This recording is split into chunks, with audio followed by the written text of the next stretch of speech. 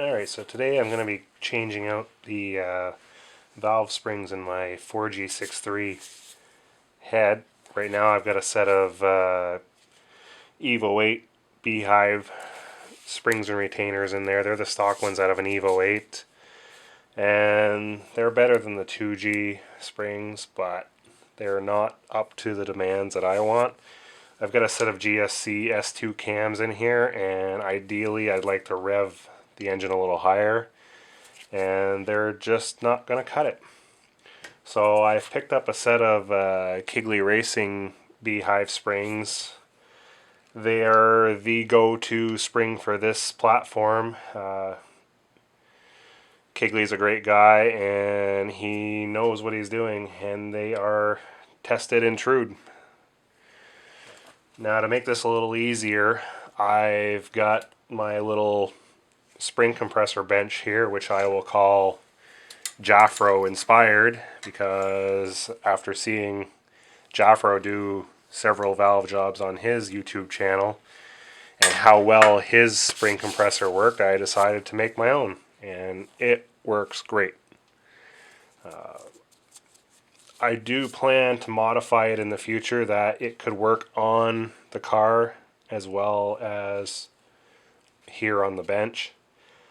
But I find if you're going to be doing much work anyways, you might as well be removing the head, checking things over, and just making sure that it's done right. It's a lot easier to do it on the bench than it is to be bent over in the bay of your car. So I've already gone ahead and loosened the cam cap bolts. It's kind of like your head gasket. You want to start in the reverse order that you would tighten them and loosen them in that order. That way you don't risk bending your cams. These cams are quite expensive, so that's not something you would want to do. And the cam caps have to go back in the same place, so you cannot mix these up. Each one has been line honed to their particular position, so you absolutely have to have them back in the same spot, or you run a real risk of having issues. So I've already gone ahead and loosened all the bolts and taken a rubber mallet and tapped them until they come loose. So my cams are ready to come out. So I'm going to remove the cam caps and place them on my table to the side here. Let me just get this. So I've got a little table set up nice and clean, and I will put these in the same order that they come out, so that when I reinstall them, it will go back in exactly the same spot.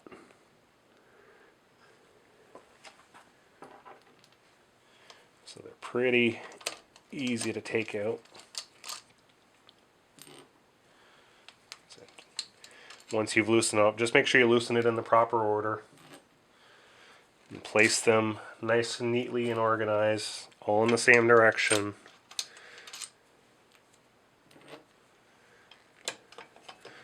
One at a time. That's my exhaust side. Now I'll do my intake side. I've also removed my 1G cam sensor. You'll need to do that to get these off. Same 2G cam sensor as well. You'd also have to remove that. The key with the head is keeping everything organized so it goes back exactly the same way that it came apart.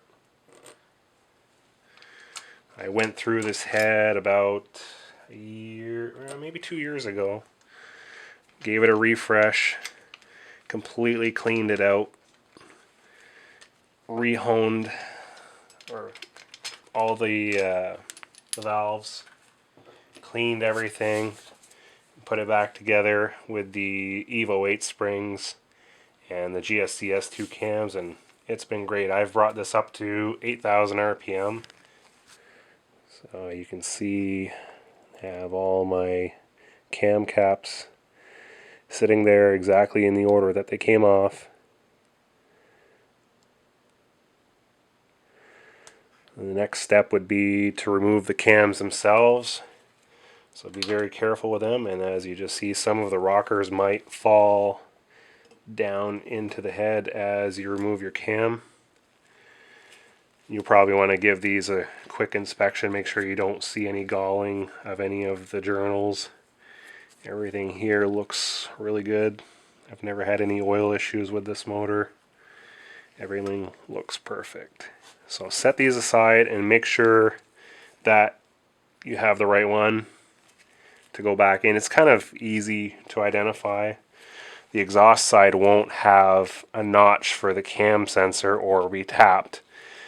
But just in case, I've marked my cam gears just so I make mistakes too. And you don't want to have to do it twice. Put them safely somewhere and stand them on their end. You really don't want to lay cams down. This one looks good too. Still plenty of oil on them. And this would be an ideal to change your cam gear seals if they haven't been done recently. These were done well, when I did the springs last, and they're still like new. The car hasn't had a lot of mileage on it since. So now that I've got the cams out, you'll want to take all your rockers off, inspect them, and place them again in the same order that they came off. That way if there's any sort of wear, it matches up with the wear on the profile of the valve, the lifter, and the cam. And if everything is well oiled and your oil hasn't been contaminated, everything should be nice and clean. Well, a little oily, but oily is good. Marks or other contamination are not good. You'll also want to check inside the hole here where it meets up with the rocker and make sure there are no shavings or anything like that. It's a common place for bits of crud to get trapped. So that one came there. I'm going to start from the end and place them in the same order that they came off.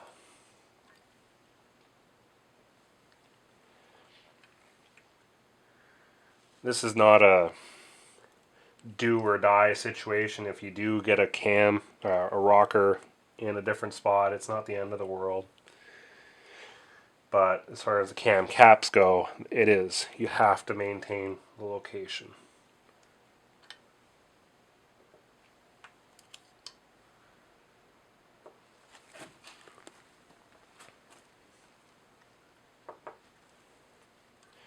Take your time, do it neatly, organized, and clean.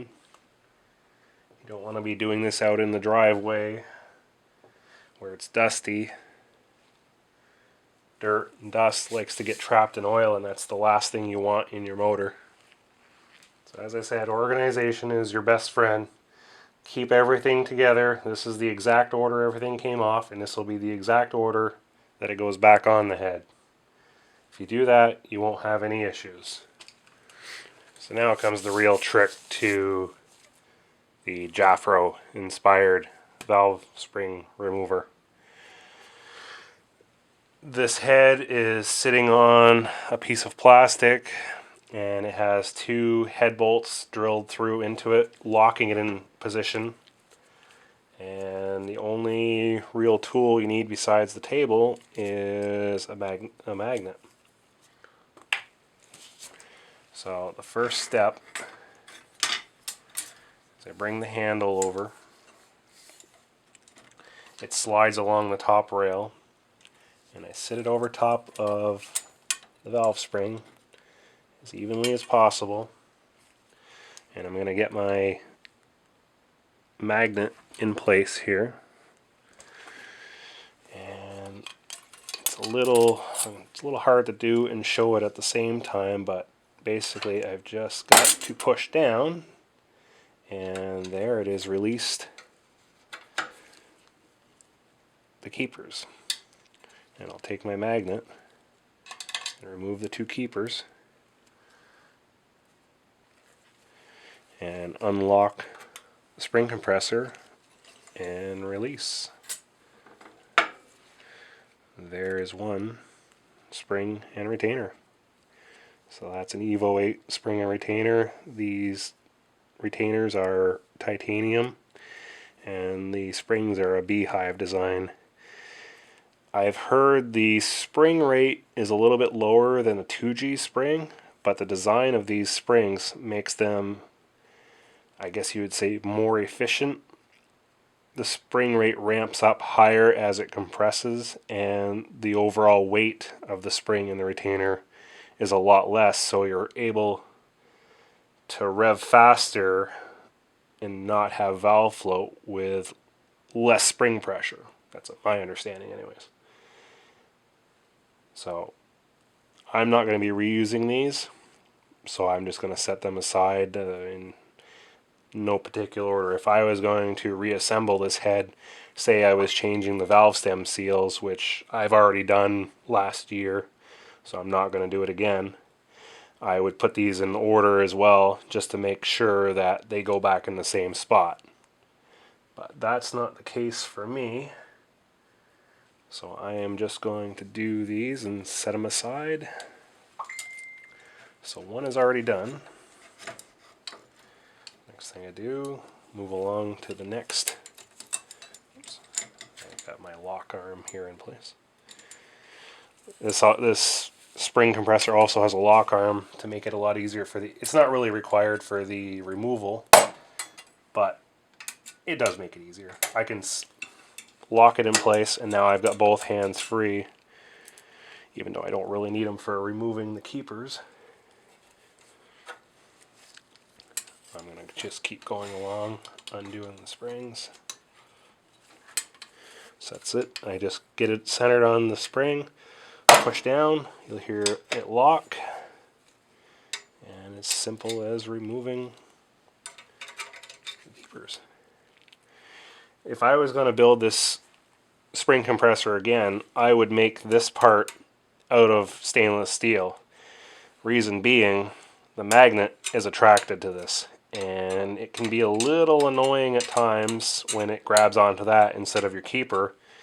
Also, when placing the keepers back in, I've kind of grown accustomed to it and gotten used to it, so it's no big deal. But that being said, if I was to do it again, I would make it out of stainless, which is typically not magnetic.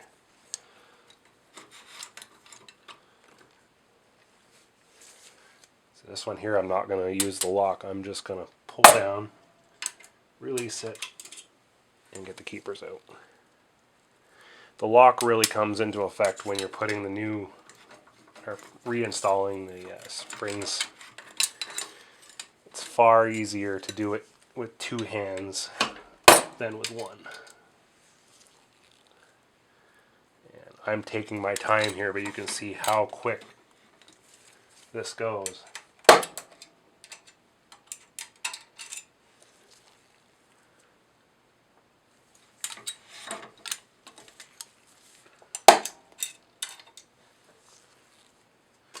In a matter of minutes,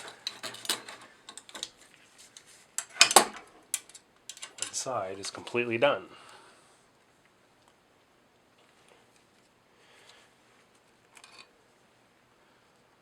And the Kegley valve springs use the stock seats, so there's no need to remove them. If I was going with some other sort of springs, they may require their own seats. So I would have to use my magnet and remove the stock seats out of there, but that is not the case with the Kegley springs.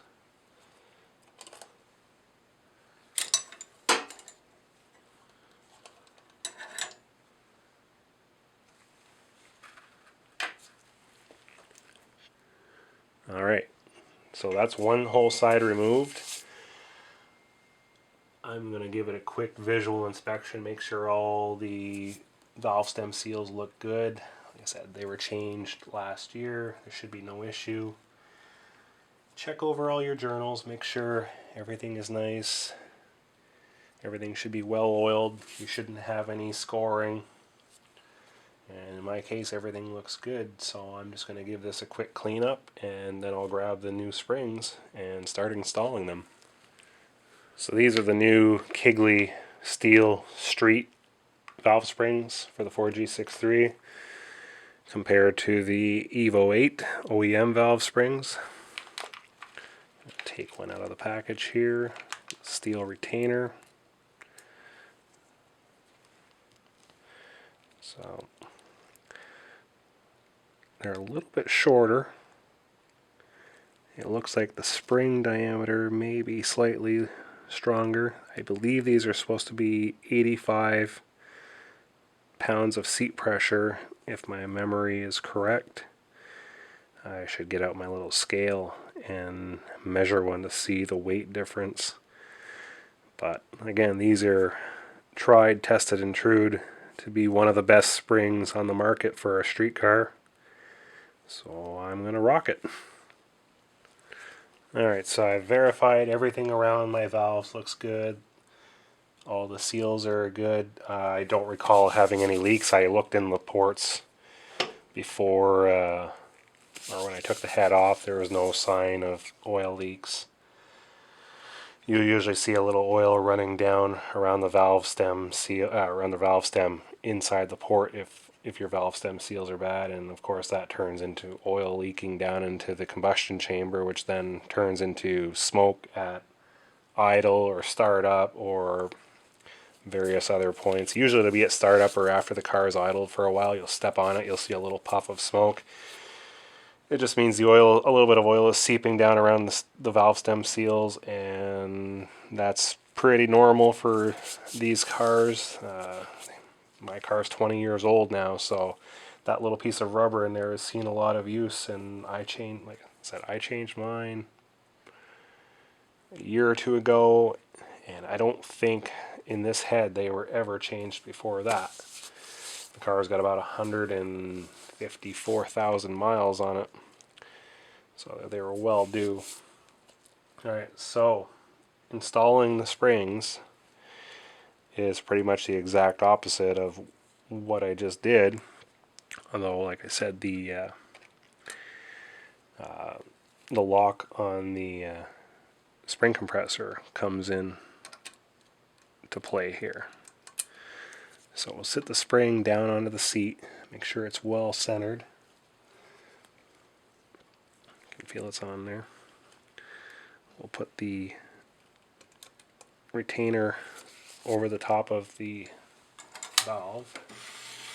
I'll move the spring compressor into position.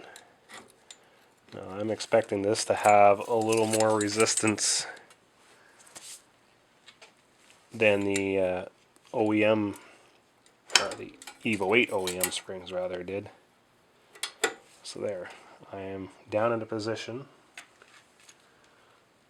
and I'm going to grab a retainer.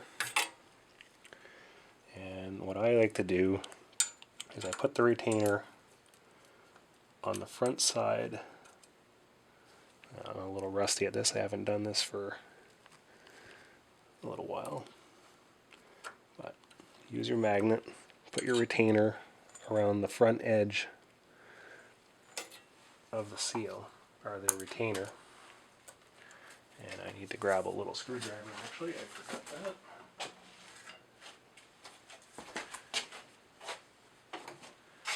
Again, make sure everything is clean. I just wiped off my screwdriver to make sure that there's no dirt or grime on it. I don't want that getting around. Anything that ends up in the head here will end up in the bottom end eventually, and I really don't want that.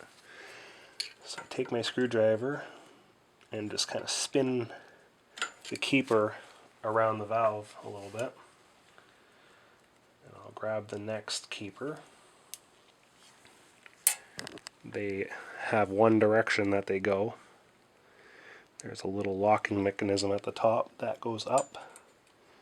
So again, this is a little tricky. Try to get the next one in around the top of the valve. Grab it so it releases off of the magnet.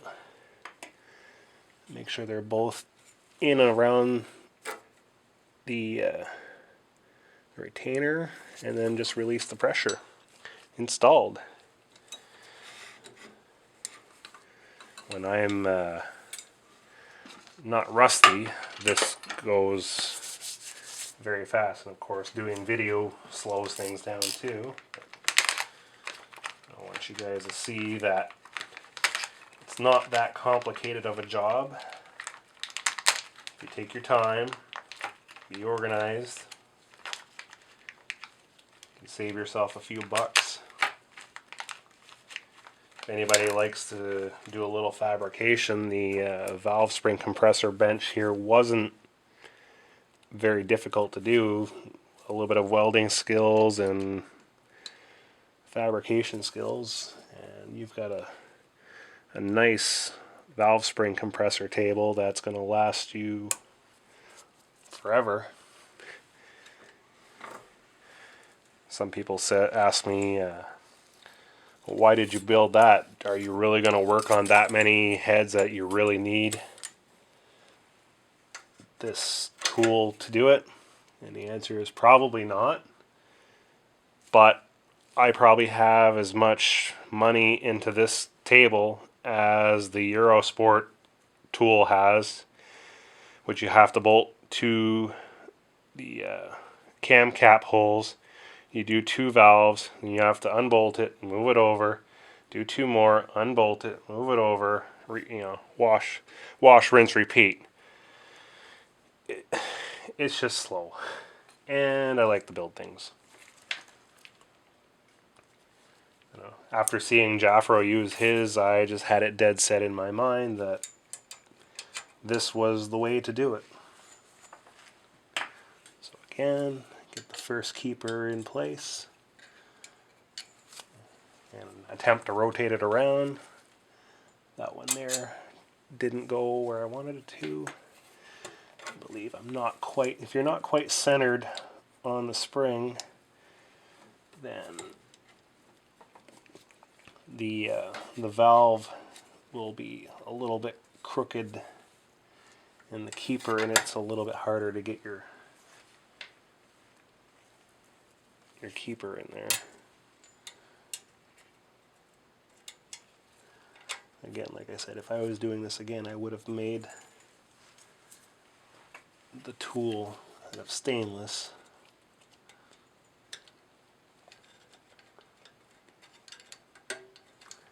But you just take your time. At least doing it on the bench like this, if you do drop a retainer and it goes down one of the drain holes, no big deal. Fish it out. If it's on your engine and that happens, you're in for a little bit of fun. Hopefully, if everything went well, it ended up in the oil pan. That's if you're lucky. So both are in there. I release the table. And both retainers, or both keepers, are well centered in place. On to the next.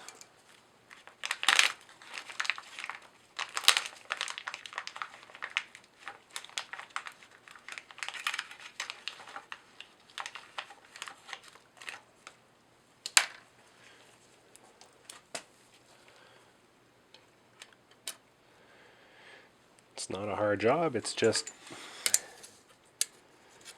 you've got 16 of these to do. It's long. Simple as that. But when you have the right tools, it's not so long. I'm trying to talk and maybe be entertaining a little bit helpful, hopefully. So that always slows down the process. And the camera in the way doesn't make it any easier.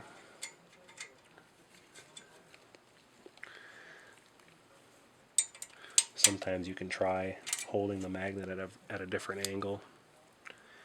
I usually put it right on the end like that and come from the top, and it usually works pretty well. But every one of these little places is a little bit different.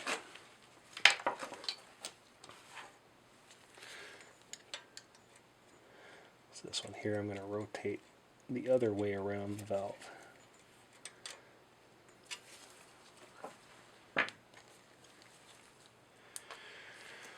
Whatever works for you, as long as you get them in there, you're golden.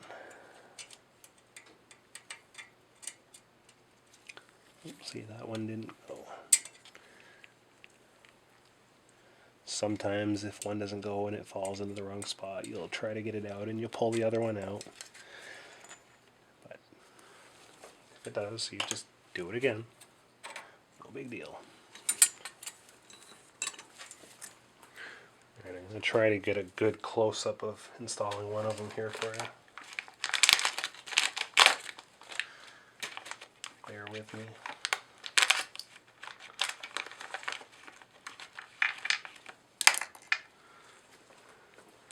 Install your spring. It's centered on the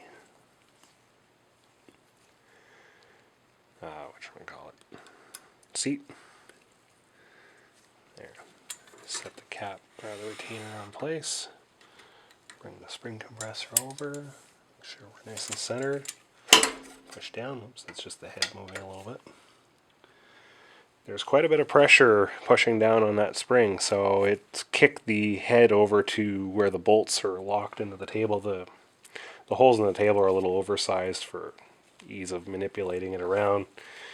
It's sitting on a piece of plastic, so there's no risk of damaging anything.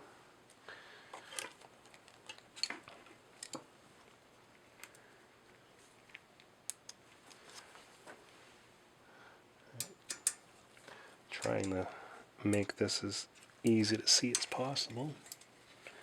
So that's rotated on me. I'm going to put the keeper back like so.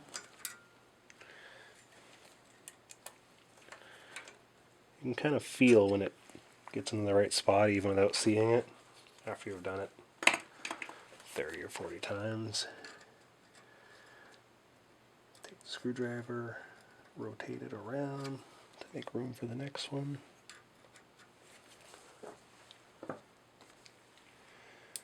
Just takes patience. Take your time. There's no rush. Yeah. Easy as that. If for whatever reason one is not sitting quite down in the proper spot, you'll see when you go to release the pressure, it's going to start to bind up or it's going to kick the keeper off. Worst case scenario, it's going to fly across the room. It's happened. Don't be alarmed, just try to find it, or if you have a spare head, all the better. And only a couple more to go.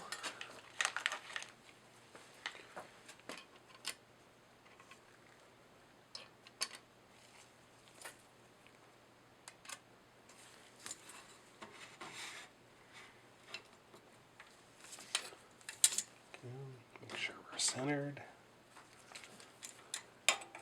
Push down, lock. Sometimes you can do this in the open parts of the head here, not around here, but when the head has room, you can just drop the keepers in with your fingers. But again, see that one there just about fell,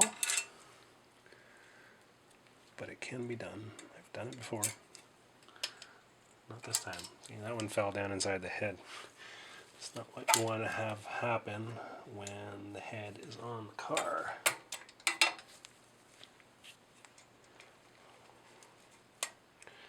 There we go. Now it's in place.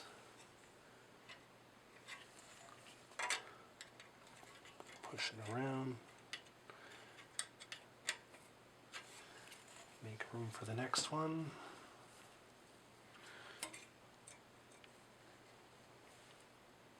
It's a little more tricky without the magnet, but it's doable most of the time. I can do it when the camera's not on, I swear.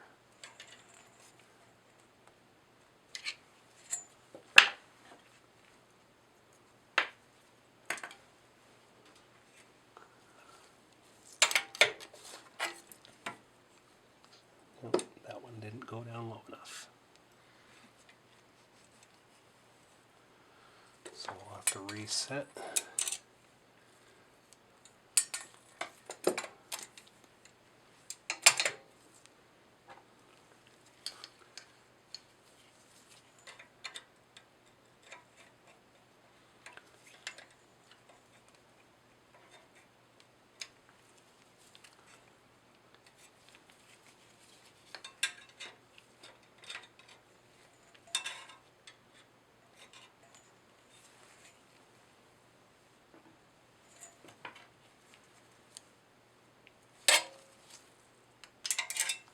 Go. So we'll just start this one over again.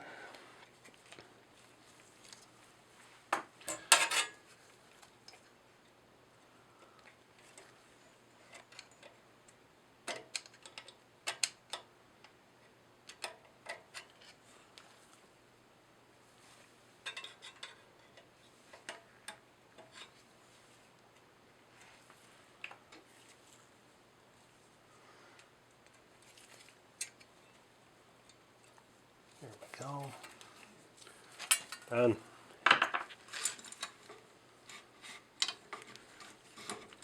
Let's not get ahead of myself here. I gotta get the next spring out.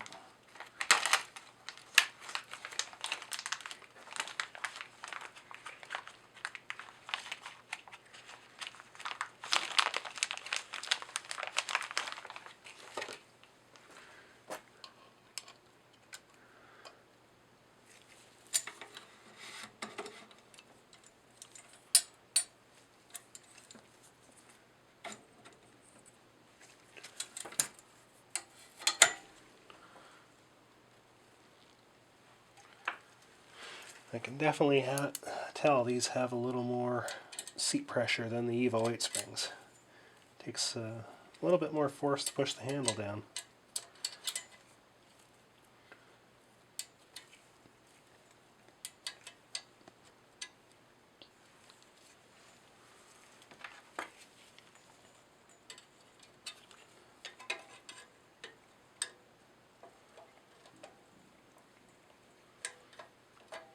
Spin it around. Make room for the next one.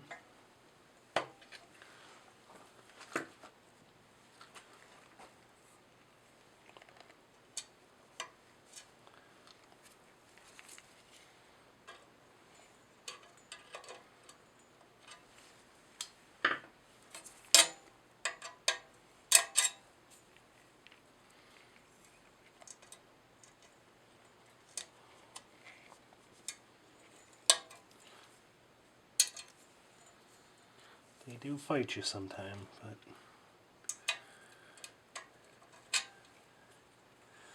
it's just a machine, and you're not going to let a machine beat you. We're better than the machines.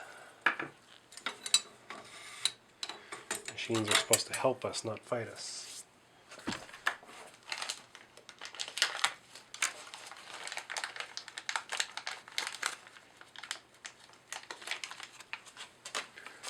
The last one on the intake side. This is probably my least favorite one to do. It's a pretty closed in area.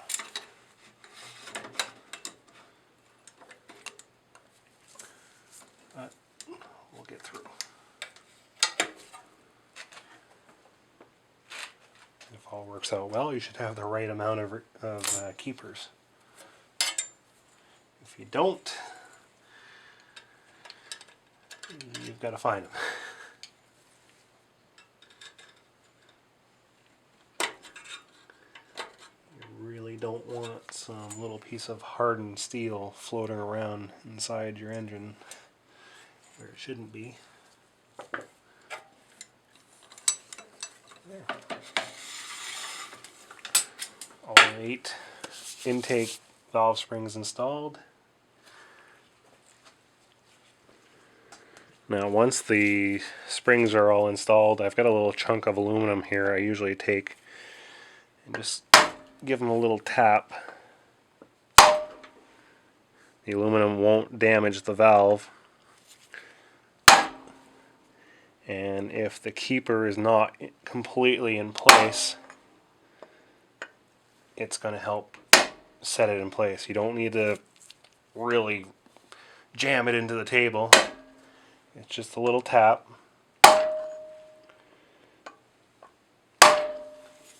And that little bit will help all the keepers seat.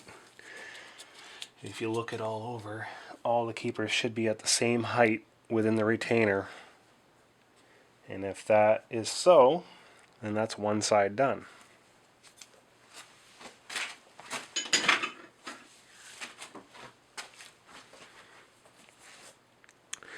So the other side is exactly the same thing.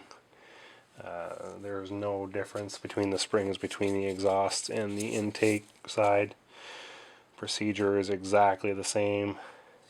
So I'll go ahead and do that, and I'll be back when that's done. Okay, I guess I should show.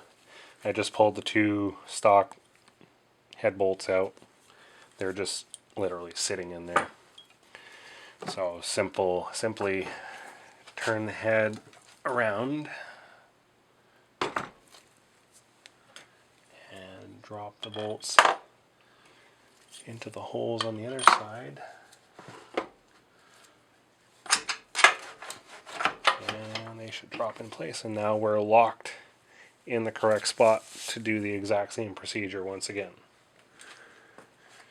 Alright, so we're all installed. I've got the exhaust ports all done. Same exact process, except without my mouth blabbing, I managed to knock it out in about 5 minutes. It just goes to show how much of your concentration goes to talking and instead of actually just doing. Anyway, so that's all done. The next step will be removing our lifters, and we need to bleed them. Otherwise, when we go to put everything back together, they're going to be all pumped up full of oil, and unless you want to have a bad day when you start up the car, you need to do this. You don't want your lifters all pumped up solid and making your valves crash into the top of your pistons. Again, clean your tools. You don't want any crud falling down into the head. You're just going to grab the lifters right by the tip and pull them out one by one. They should come out fairly easy. And just a little bit of pressure. You don't want to mark up the surface. You want that to retain the nice smooth finish. They come out pretty easy. It's just basically the suction of the oil holding them in there.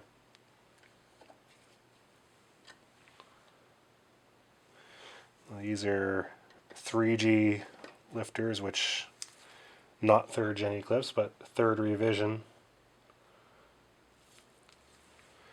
They have the larger hole, which helps reduce it helps them not get clogged up with small bits of debris and whatnot, which ends up causing the lifter tick that DSMs are so well known for.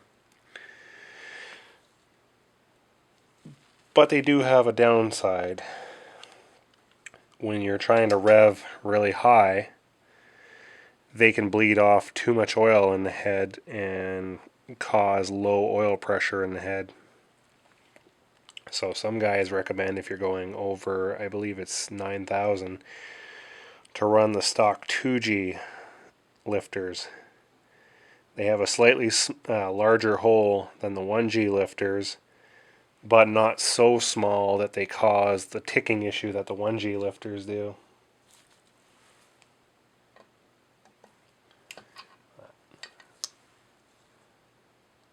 At most, I'll be revving to 9,000, probably not even quite that high.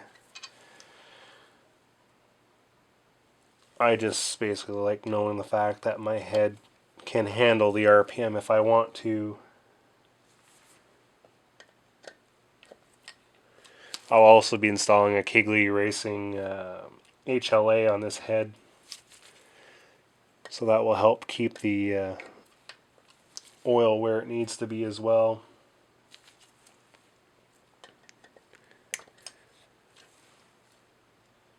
I'll cover installing that in a little while.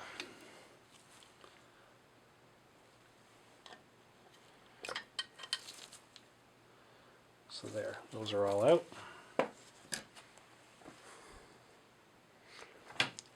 Now the process of bleeding the lifters basically just gets all the oil that's built up inside them out, so that they won't be, like right now, if you try to squeeze that, it is rock solid. And that's not going to be good when you first start up the car after doing this work. So we need to release that pressure, and to do that there's a small valve inside the lifter, and a piece of welding wire or other similar stiff wire works really good.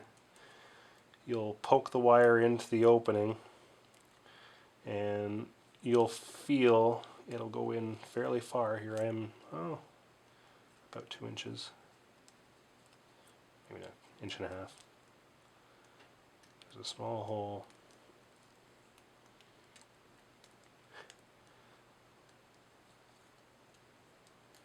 I'm usually better at this in the dark. So once you get it into the proper spot, you'll feel the little valve, you'll push it in, and basically you're just going to sit here, you're going to hold the wire in. Sorry, I'm just checking to make sure you can actually see what I'm talking about.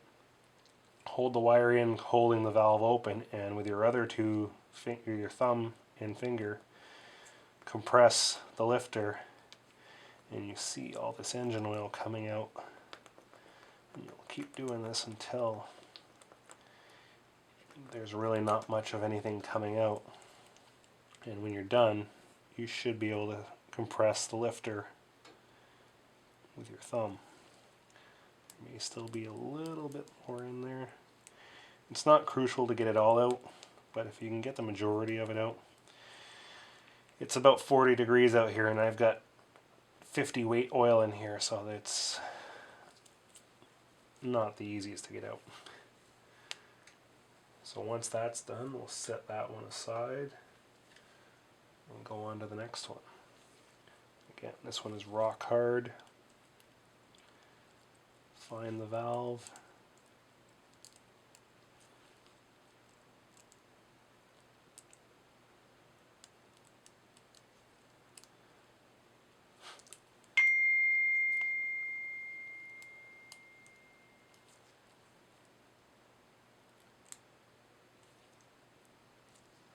Don't usually have that much trouble.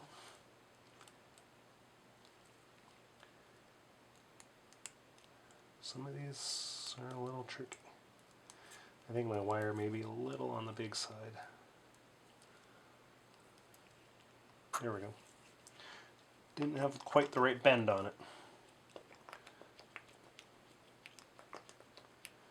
So just pump that oil out.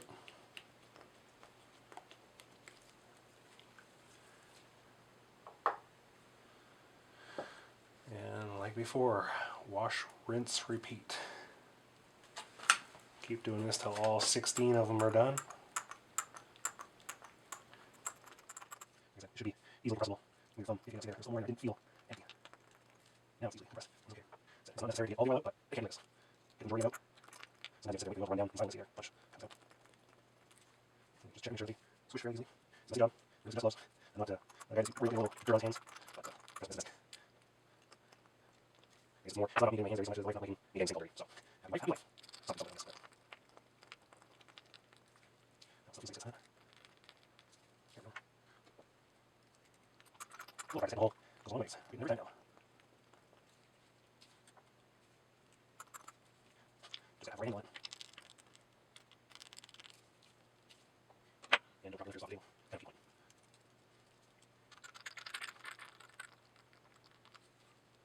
A little more here. When you first start the car, it's going to clock and be a little unhappy sounding at first, but that's better than the sound of your valve system, which really doesn't sound. You want the sound of money pressure around. That's it.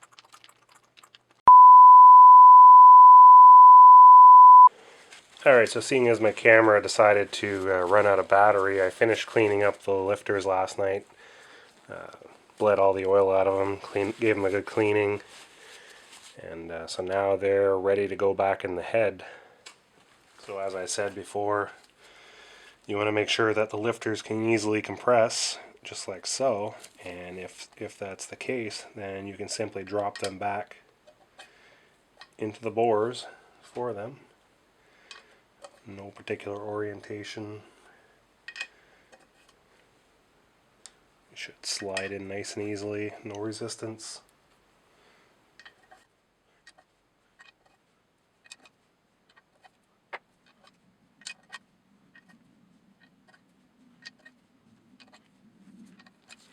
Alright, so we're ready to put the rocker arms back in place, and we need to put them back exactly in the position that they came out of.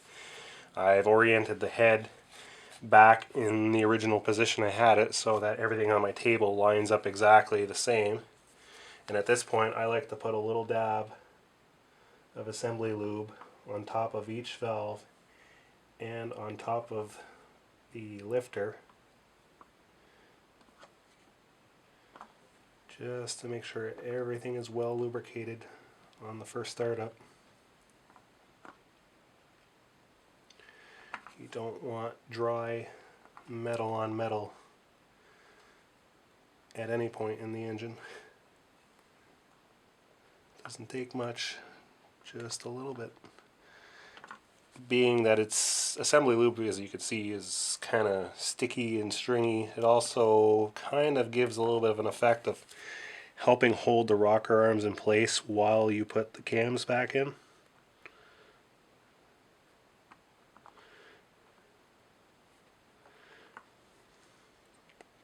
Don't worry about getting it in the cam lobes because we're going to be putting some there as well.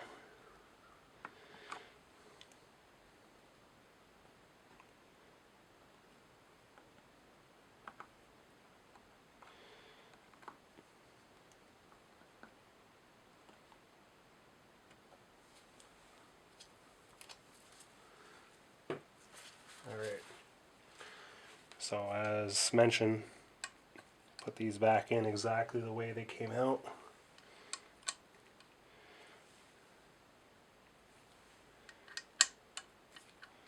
You want to sit the one end over the lifter and the other, the flat section, just sits on top of the valve.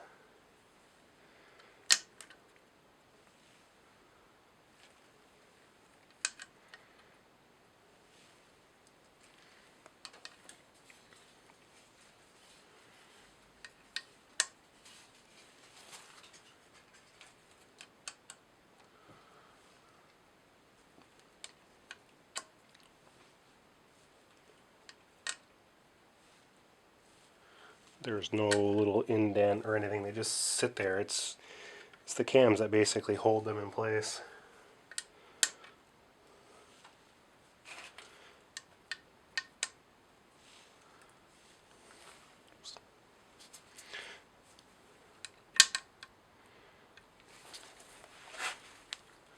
Alright, so with the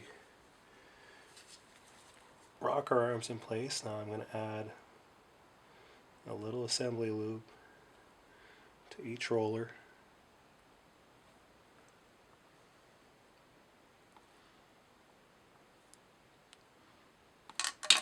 So try not to knock them in. Just put it back if it happens.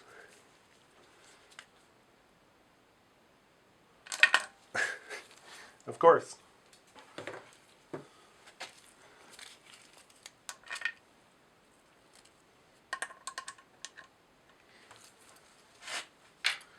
It only happens when the camera's rolling.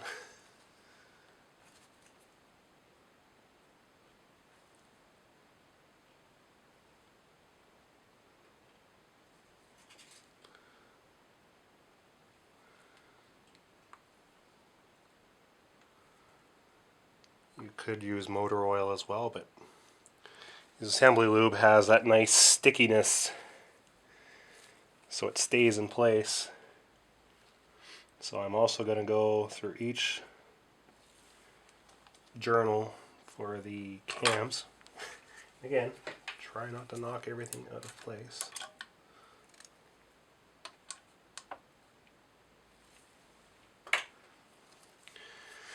It's a messy job, no doubt about it. Put a liberal amount of assembly lube in each journal.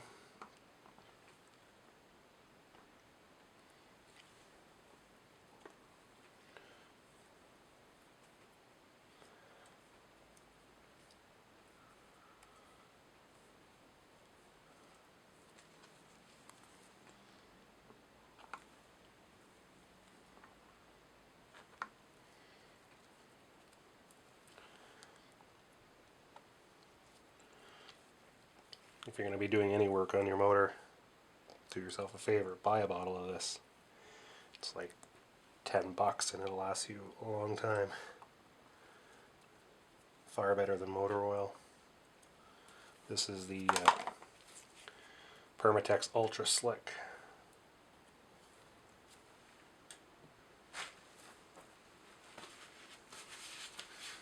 Alright, so everything's in place. We're ready to drop the cams back in.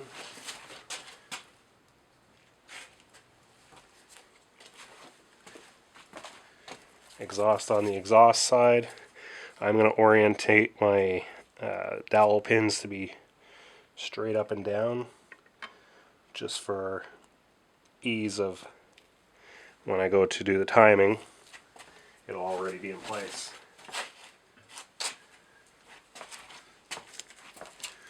Intake, dowel pin up, set it in place.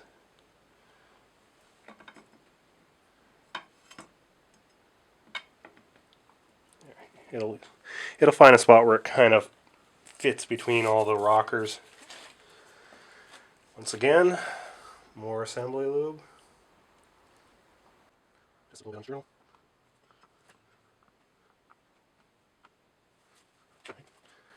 Now it's time for the cam caps, and as I mentioned again, they have to go in the same location that they came out of, in the same orientation as well. They're actually numbered for the position that they come from. This one has E3, so this would be exhaust side, third one from the cam gear. E4, for example, as well, next one.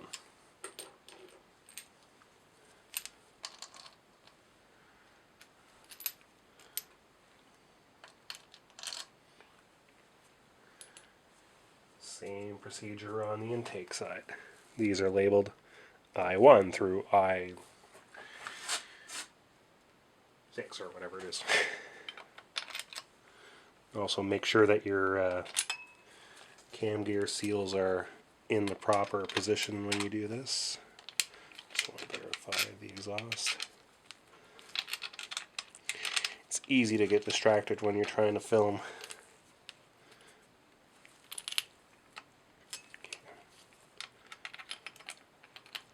You want to make sure that the seal is all the way back in the bore and not scrubbing up against the cam gear, which is quite often the case if you've taken them out and sat them down somewhere.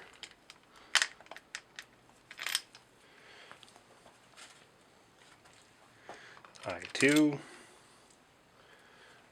I3, I4, I5, and finally I6.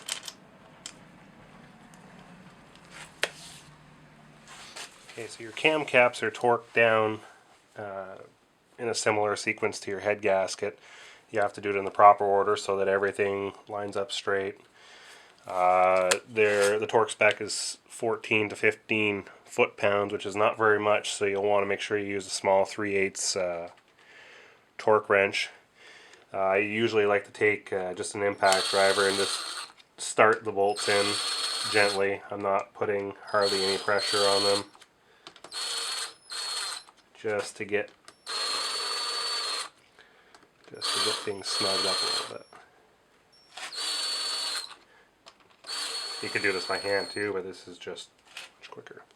So you start off with this cap. This is 1, 2, 3, 4, 5, and 6. That's your torque sequence. Again, I'm just starting to snug up the bolts. I'm not applying any torque to these yet. This is just a matter to get things oriented and keep an eye, make sure all your rockers stay in their proper position. And it's the same procedure on the exhaust side.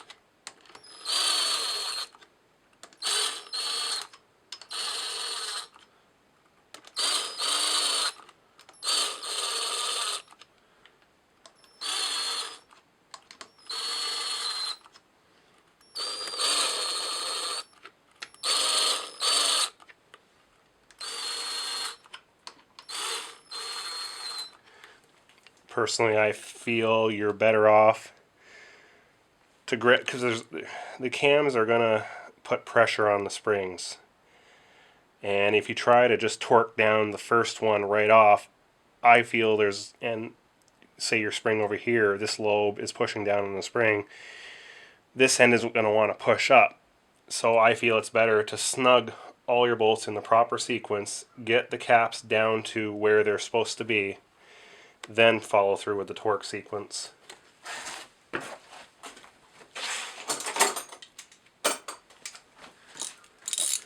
So now I'm just going through the same procedure but with a ratchet,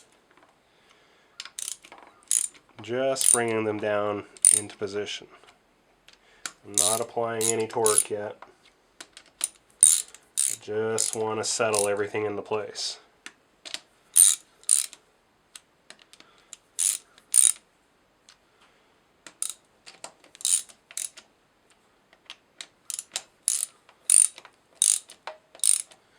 Now it's starting to put some pressure on the springs.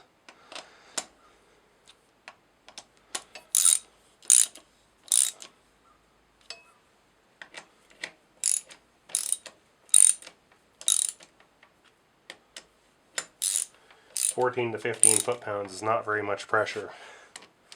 So don't play muscle man on this. It's basically the amount of pressure that you can put on your ratchet with 2 fingers is enough for now. You're just gradually trying to ease them down into place, not trying to force them in.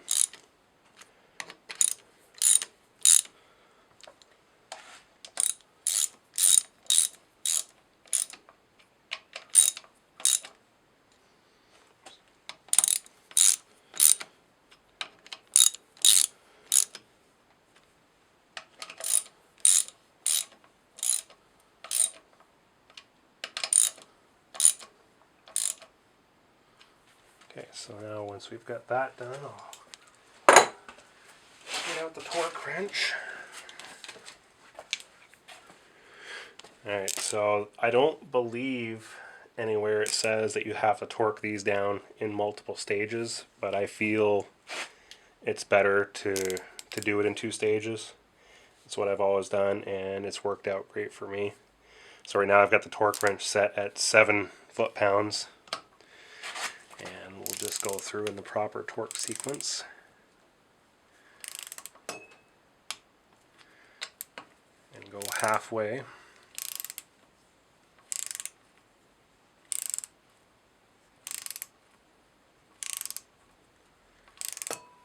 Okay, I actually should have started with the intake cam, but it doesn't really matter which cam you do first.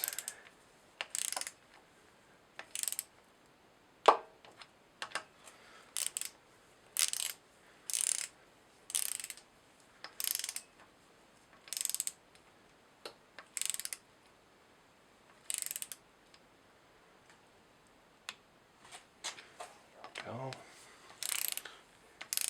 See, if I was doing this all the way with the torque wrench, it would have been a very lengthy process.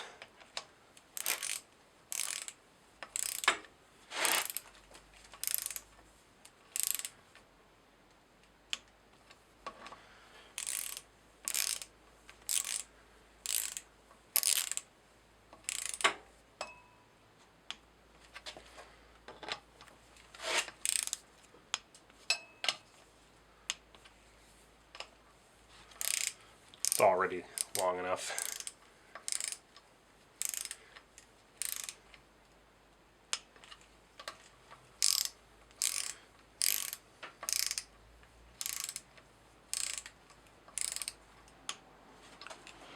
Onto the intake side.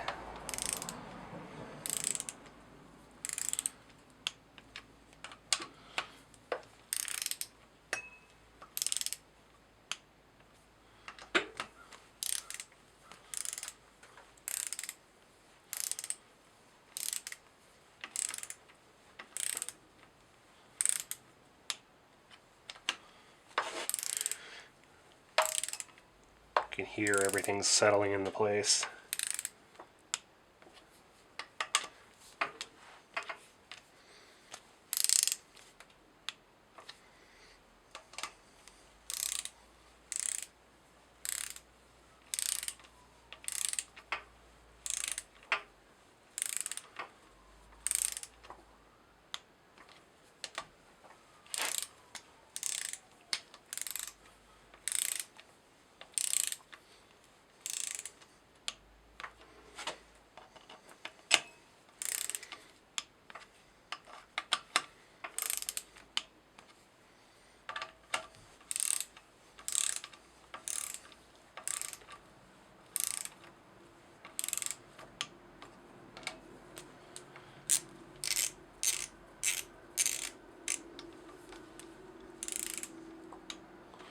Alright, so we're halfway there. I'll adjust my torque wrench to bring it up to the full 15 pounds. My torque wrench is actually in inch-pounds, so 180 inch-pounds will get us right where we need to be. Same sequence. There we go.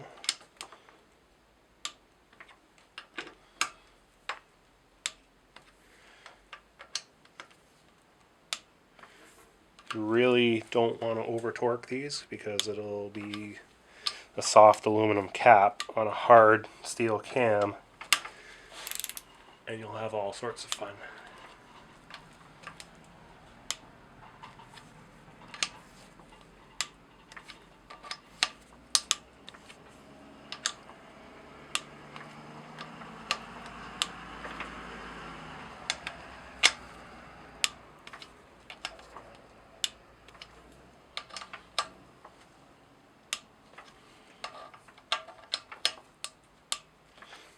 I'll just go over and double check that I got every bolt.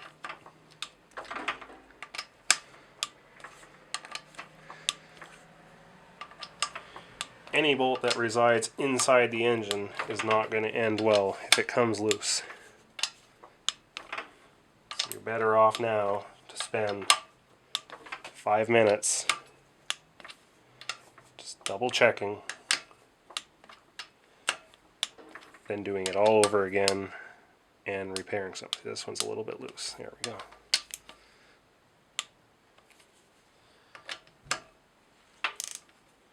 This one as well. Sometimes when you tighten down, you tighten this one first, then back to the other side, and then you come to this cap. Well, now the whole cam is settled down a little bit, and that has caused these ones to become loose a little bit. This is why you double check. Even triple check is not a bad idea.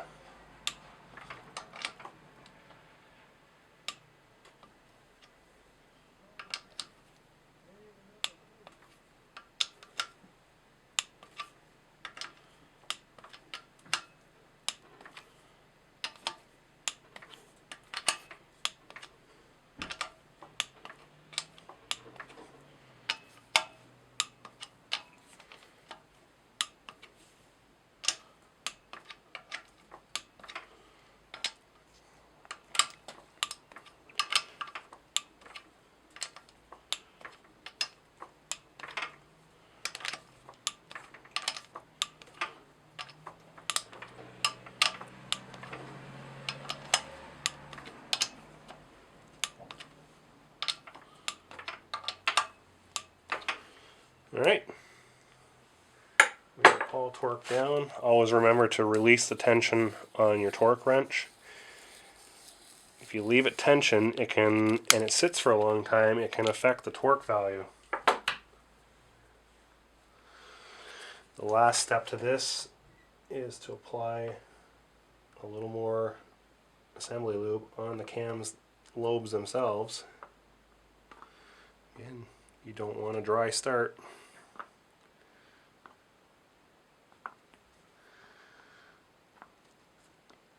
Everyone likes to talk about crank lock on DSMs, and the main culprit for it is a dry start on the thrust bearing. And everyone knows where that leads to. Now that will slowly run around, coat everything nicely. So this head is pretty well ready to go back on the engine. Although there's one more step I'm going to take. I'm going to be changing out the stock HLA for the Kegley Racing HLA, which does a better job at regulating the oil pressure in the head and keeping the oil excess oil in the oil pan instead of in the head, where it doesn't do you any good. Oil starvation is a really bad thing, and when you start pushing these engines to higher powers and more RPM, the oil likes to build up in the head. It doesn't drain away fast enough. So the Kegley HLA is supposed to help eliminate that. Alright, thanks for watching, and I'll be doing another video on installing the Kegley HLA shortly.